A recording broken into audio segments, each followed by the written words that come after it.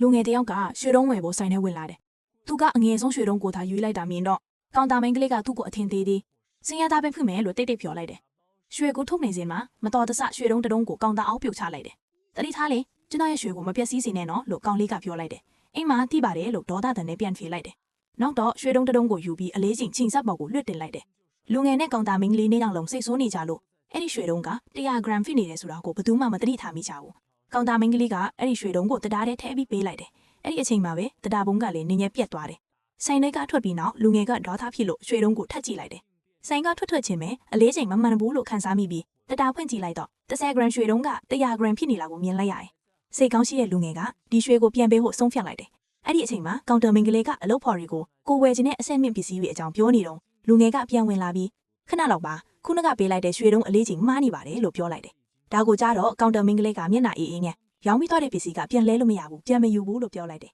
။လူငယ်က